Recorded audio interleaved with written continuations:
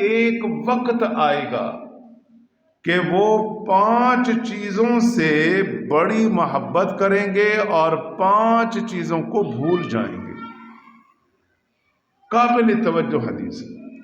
5 چیزوں سے محبت کریں گے، الفت کریں گے، لیکن اس کی محبت میں، ان کی محبت میں اتنا بڑھ جائیں گے کہ اس کے مد مقابل جو اور 5 چیزیں ہیں ان کو بھلا دیں گے۔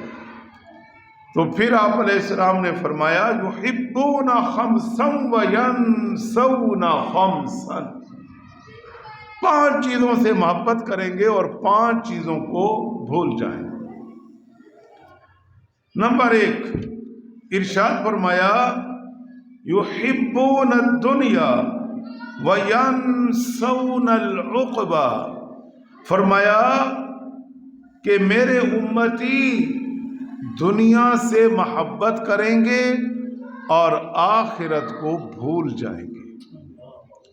میرے دوستو، آج یہی وقت آ چکا ہے۔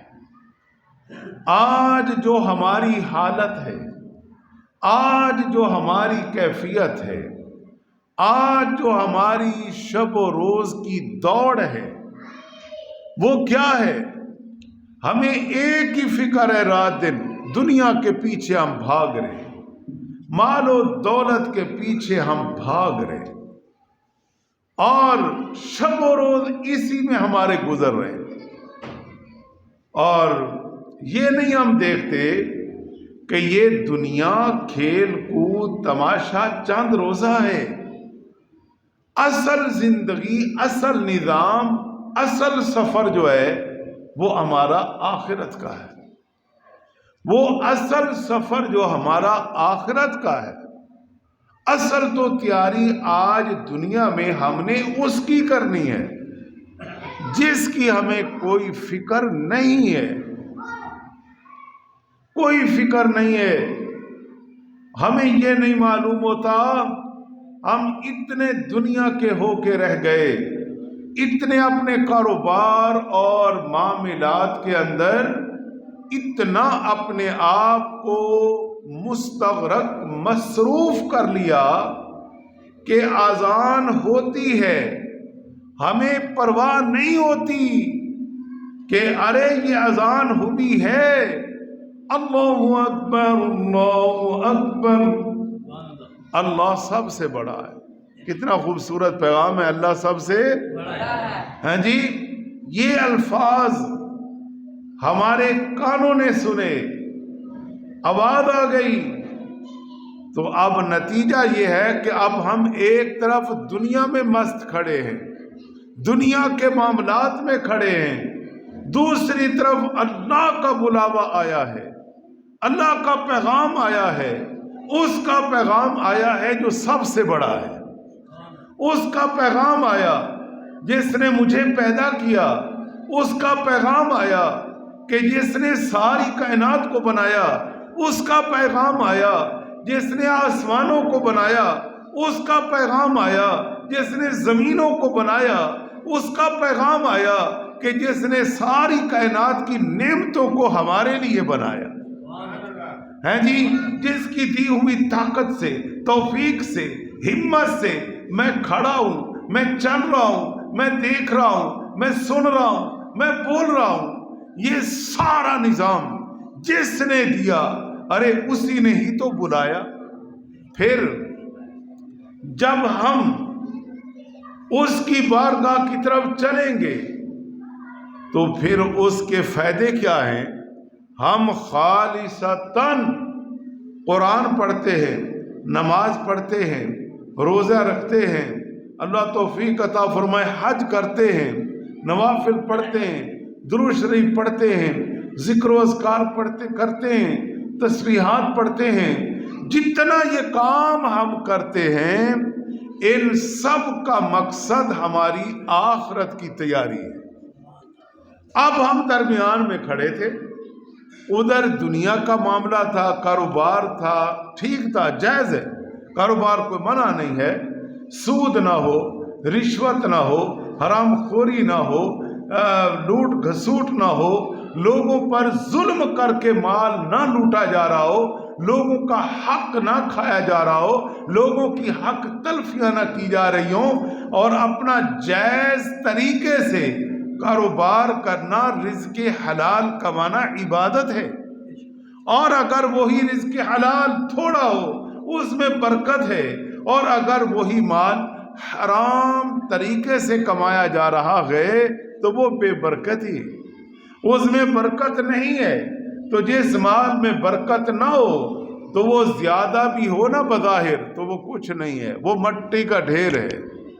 तो मेरे भाइयों, आज तक जो देखने में आ रहा है, जो सुनने में आ रहा है, जो समझने में आ रहा है, वो यही है कि हमारे दिलों में दुनिया की मोहब्बत, हमारे दिलों में मामलात, कारोबार, दुनियावी निज़ाम का प्रचार, उसकी मोहब्बत हमारे दिलों में बढ़ती चली जा रही है, बढ़ती चली जा रही है, यहाँ तक कि आखिरत की तैयारी, मौत के जाम हमने कैसे पीने हैं, कब्र का तवील सफ़र हमने कैसे तय करना है, और फिर महशर का दिन हमने कैसे वो सामान लेके जाना है, पुल सिरात पर हमने कैसे गुजरना है, तराजू पर हमने कैसे पहुंचना है, ये इन सारे मराहिल की तैयारी जो आखिरत की तैयारी है उसकी हमें कोई फिक्र नहीं।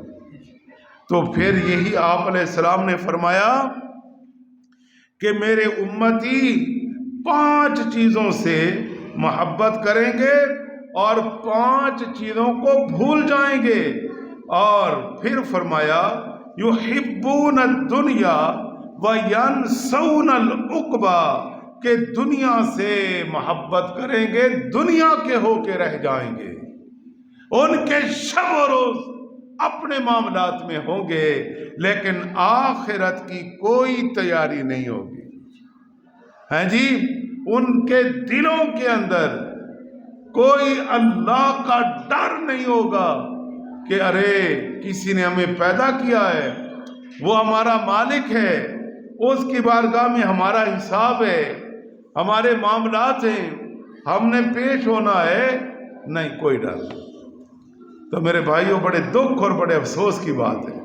फिर आप सल्लल्लाहु अलैहि वसल्लम ने फरमाया युहिब्बून दुबरा व यनसौन कुबूरा, फरमाया कि ये अपने घरों से मोहब्बत करेंगे, दुनिया से मोहब्बत करेंगे, अपने मकानात, कोठियों, बंगलों से मोहब्बत करेंगे और आखिरत को भूल जाएंगे, आखिरत को यानी कब्र को भूल जाएंगे।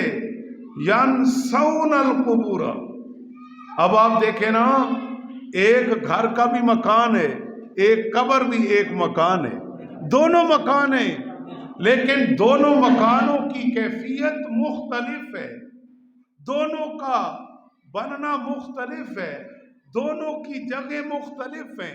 एक दुनिया का मकान है जिसके अंदर अलमारी है, दरवाज़ा है, आने जाने का एक माहौल है, हवा का निज़ाम है, बिजली, पंखे, बल्ब का निज़ाम है, फिर जाकर हमारा दिल लगता है। आज दुनिया के घर में हम ऐसे नहीं बैठते, हम दुनिया के घर में भी आज जब बैठते हैं कि जब उसमें सारा इंतज़ाम होता है फिर हम बैठते हैं। तो मेरे अजीज दोस्तों, ये बताइए कि वो जो बंद जगह है, जिसमें दरवाज़ा नहीं, जिसमें अलमारी नहीं, जिसमें आने जाने का रास्ता नहीं, आज दुनिया में हम रहते हैं, कभी वालिद की मुलाकात, कभी माँ की मुलाकात, कभी बेटी, कभी भाई बेटा, हम खानदान, रिश्तेदार, अजीज मिलते हैं, दुख सुख बांटते हैं, मोहब्बतें, प्यार तकसीम होता है जी, और ये होना चाहिए, जो कि आज इसका भी फुकदान होता जा रहा है। लेकिन मैं अपने मौजू पर यह बात करना चाहता हूं कि आज दुनिया के घर के अंदर हमें रिश्ते, नाते, मामलात ये लाजमी चाहिए दिल को बहलाने के लिए।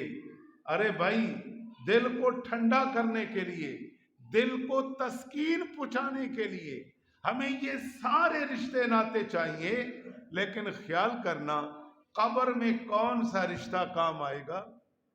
ہے جی، وہ دنیا کے کوٹھے سے، کمرے سے، وہ بند سا کمرہ ہے جس کا کوئی دروازہ نہیں. ہاں، دروازہ ہم نے ساتھ لے کے جانا ہے جی. ہم نے رشتے ناتے اپنے ساتھ بنا کر لے کے جانے ہیں اس بند جگہ کے اندر جناب، جہاں کوئی راستہ نہیں، کوئی آنے جانے والا نہیں، کوئی اندر جا کر پوچھتا نہیں ہے کہ ارے بھائی، ابا جی سال ہو گیا، اے امی جان 2 سال ہو گئے آپ میرے سے جدا ہوئے ہو، آج ہفتہ میں نہ تمہارے پاس گزار لوں. اے اوپر کوئی وقت نہیں گزارتا، قبر کے اندر کس نے جانا ہے؟ اوپر کوئی حاضری نہیں دیتا، اوپر کوئی نہیں کوئی 6-8 گھنٹے بیٹھتا. ارے یہ وہ میری ماں ہے جس نے 9 ماہ مجھے اپنے پیٹ میں رکھا تھا، آج میں 1 دن تو اس کی قبر پر بیٹھ جاؤں. ہمیں کبھی کبھی توفیق ملتی بھی ہے تو آپ کو پتہ ہی ہے، دوڑے دوڑے دنیا نے ہمیں کھینچ رکھا. لیکن نہ، پتہ اس دن چلے گا جب میرا آپ کا وہاں پہ ٹھکانہ ہوگا. پھر ہمیں انتظار ہوگا کہ آج میری کون خبر لیتا ہے، آج کون آ کر کوئی 4 گھنٹے میرے پاس گزارتا. میرے دوستو، یہ معاملات حضور سارے بتا گئے. اللہ کے نبی سب کچھ نہیں چھپایا. قرآن شاہد ہے، نبی کا فرمان شاہد. تو اس لیے یہ دونوں چیزوں کا آپ صلی اللہ علیہ وسلم نے فرما دیا، یحبون الدور وینسون القبور، کہ اپنے گھر تو بنائے، محبت کی، سب کچھ کیا، کوئی منع نہیں ہے کرو، دنیا میں رہنا اچھا، کوئی منع نہیں ہے، لیکن اس سے جو بہتر اچھا گھر ہمیں آخرت میں چاہیے اس کو بھی تو ہم نے نہیں بھولنا نا، اس کی تیاری بھی تو ہم نے ساتھ ساتھ کرنی ہے. اگر ہم نے اس کی تیاری نہ کی تو پھر وہ بھی بتا دیا گیا ہے کہ یہی قبر ہے، تمہارا جانا ہوگا، وہاں کوئی روشنی نہیں ہے، وہاں تاریکی ہے، اندھیرا ہے، تنگی ہے، سختی ہے، قبر کا دبوچنا ہے، طرح طرح کی آفات کا سامنا ہے، نکیرین کا سامنا ہے.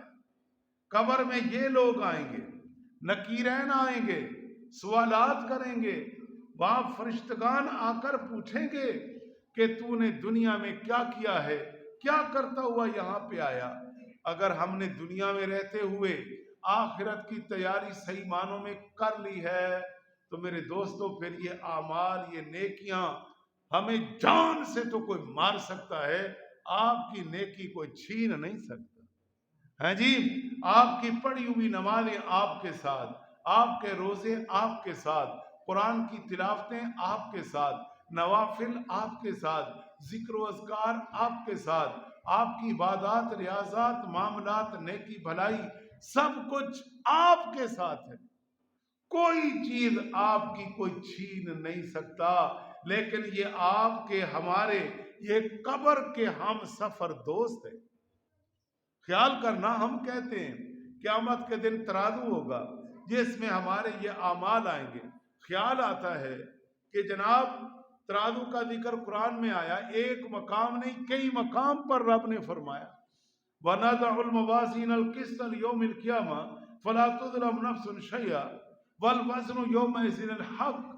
رب فرماتا ہے کہ وزن برحق ہے، ترازو برحق ہے، ہم قیامت کے دن ترازو رکھیں گے. آپ دیکھیں، اعمال تو نظر نہیں آتے تو پھر ترازو میں کیسے آئیں گے؟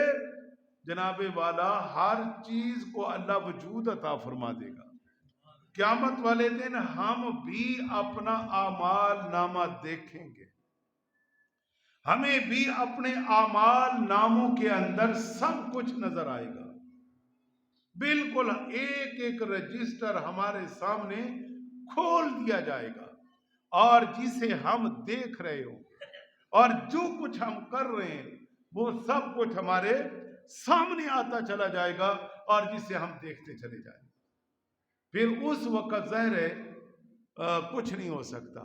اس وقت تو انتظار ہے کہ رب کی طرف سے فضل ہو جائے، کرم ہو جائے، کیا فیصلہ ہوتا ہے؟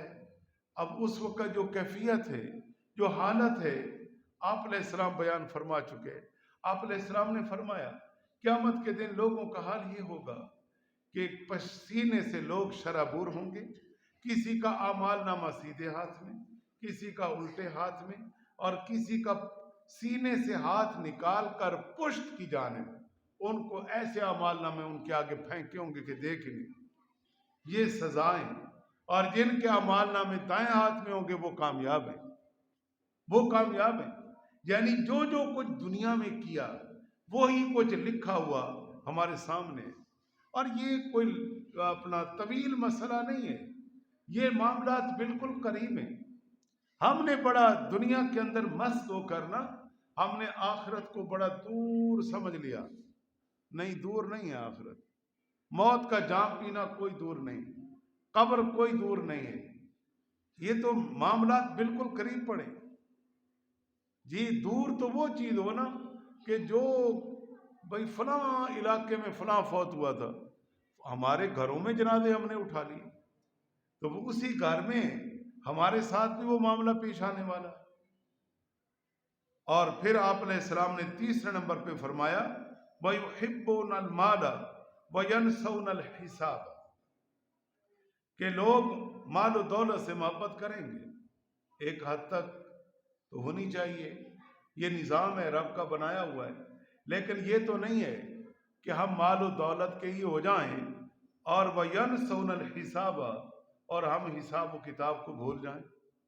مال آنا چاہیے، حلال طریقے سے آئے، حرام سے آئے، جیسے آئے، نانا آقا کریم فرماتے ہیں کہ ذرا خیال کر، اس مال کا حساب بھی ہونا ہے جی، یہ مال جو ہم تجھے دے رہے ہیں نا، اور اس کا حساب بھی ہونا ہے۔ اگر تو نے خود بھی کمایا، اپنی محنت سے کمایا، بے شک ٹھیک ہے، لیکن اس تیرے مال کے اندر حقوق اللہ بھی ہیں، حقوق العباد بھی ہیں۔ ان جمیع حقوق کو تو کیسے لے کر چلتا ہے، ان جمیع حقوق کو تو کیسے ادا کرتا ہے؟ لہٰذا اگر تو نے اپنے مال کی زکوٰۃ دی، تیرا مال پاک ہو جائے گا، وہ مال تیرے لیے بخشش کا ذریعہ بنے گا، نجات کا ذریعہ بنے گا۔ ہاں جی، اس مال میں غرباء کا حق ہے، مساکین کا حق ہے، اور اس میں اللہ کے حقوق ہیں۔ یہ جو اس کے بندوں پر خرچ کرنا ہے، یہی تو اس کے حقوق ہیں، مدارس کے حقوق ہیں، مساجد کے حقوق ہیں۔ یہ کتنے سارے نظام ایک انسان کے ساتھ اللہ نے وابستہ کیے۔ اگر وہ اپنے مال کی تقسیم کار رکھتا ہے اور اس تقسیم کار کے مطابق اس اللہ کی دی ہوئی نعمت کو استعمال میں لاتا ہے، تو پھر وہ مال بڑی برکتوں والا ہو گیا، وہ آخرت میں نجات کا ذریعہ بن جائے گا۔ ہے جی، اب دیکھیں نا صحابہ کرام علیہم رضوان، ان کا درجہ مال و دولت خرچ کرنے کا کہاں پہ ہے؟ آپ علیہ السلام نے فرمایا کہ تمہارا آج احد پہاڑ کے برابر مال خرچ کرنا اور میرے صحابی کا ایک مٹھی بھر گندم جو خرچ کرنے کا مقابلہ نہیں کر سکتے۔ اب خرچ تو انہوں نے کیا، ان کا درجہ کہاں پہنچا ہے؟ ان کے درجات میں ہمارے درجات میں بہت فرق ہے۔ ان کی سوچ فکر اور ہے، ہماری سوچ فکر اور ہے۔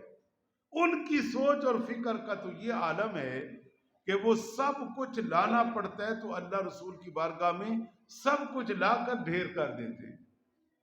جان وقت ہے جان پیش کرتے ہیں، مال وقت ہے مال پیش کرتے ہیں، اولاد کا وقت ہے اولاد پیش کرتے ہیں، وہ نہیں پرواہ کرتے۔ ابراہیم علیہ السلام کو دیکھو نا، اللہ تعالیٰ نے فرمایا پیاری چیز مجھے دے، تو پھر سوچتے سوچتے آج 8 ذی الحجہ شریف کو ہم یوم الترویہ کہتے ہیں۔ کیوں کہتے ہیں؟ اس کا معنی کیا ہے؟ سوچ و بچار کا دن۔ اتنے دنوں سے مسلسل خواب آ رہے ہیں، قربانیاں دے رہے ہیں، سب کچھ کیا جا رہا ہے، پھر رات کو خواب میں کہ پیاری چیز چاہیے ہمیں، اس سے پیاری۔ آخر 8ویں کو فیصلہ کرنے پر ابراہیم علیہ السلام مجبور ہو جاتے ہیں کہ ارے مجھے سب سے پیارے تو پھر اسماعیل علیہ السلام ہیں، مجھے پیارے تو پھر میرا بیٹا اسماعیل ہے، تو پھر اللہ تعالیٰ اس کی قربانی مانگتا ہے۔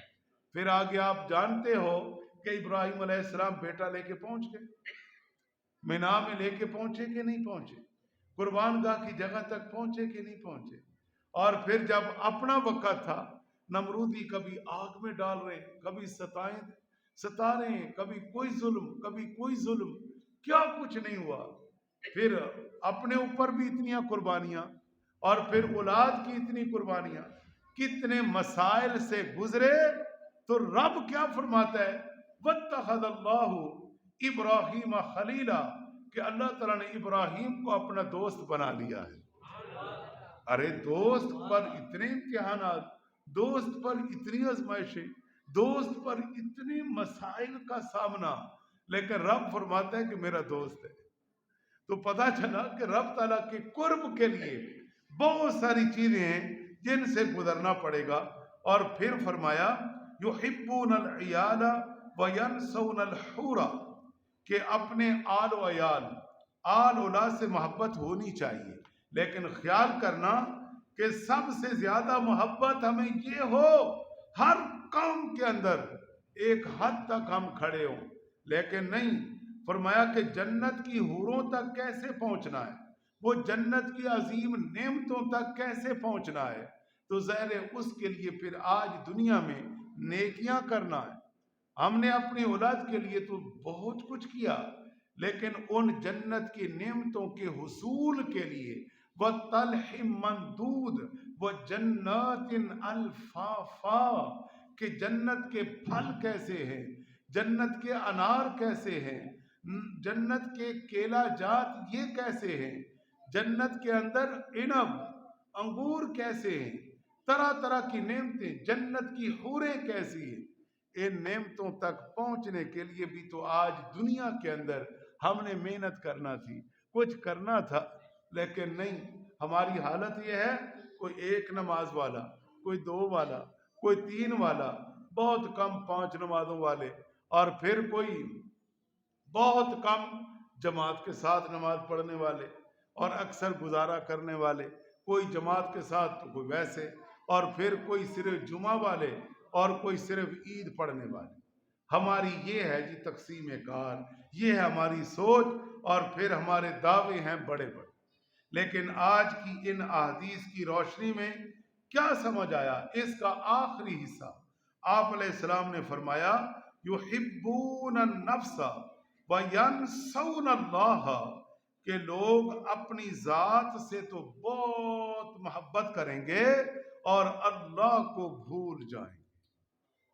ہاں جی، اپنی فکر ہے، اپنے معاملات، اپنی ذاتیات، ان چیزوں کی تو فکر ہے، اور یہ فکر نہیں ہے کہ میں نے اللہ تعالیٰ کو یاد کیسے کرنا ہے اور اس کے قریب میں نے کیسے جانا ہے، اس کا قرب خاص میں نے کیسے حاصل کرنا ہے، اس چیز کی کوئی پرواہ نہیں کی۔ تو یہ وہ حدیث پاک ہے جس میں 5 چیزوں کا آپ علیہ السلام نے ذکر فرمایا، اور آقا کریم نے فرمایا کہ ایک وقت آئے گا، سیاتی زمان امتی، فرمایا کہ علی امتی، ان قریب میری امت پر زمانہ آ جائے گا کہ وہ 5 چیزوں سے محبت کریں گے اور 5 چیزوں کو بھلا دیں گے۔ میرے دوستو، ہم درمیان میں کھڑے ہیں، سوچئے، فکر کیجئے، جتنا حصہ ہمارا دنیا کا ہے، دنیا کی فکر، اور جتنا حصہ سفر ہمارا آخرت کا ہے، اتنی آخرت کی تیاری کرو۔ اللہ ہم سب کا حامی و ناصر ہو۔ وآخر دعوانا الحمدللہ رب العالمین۔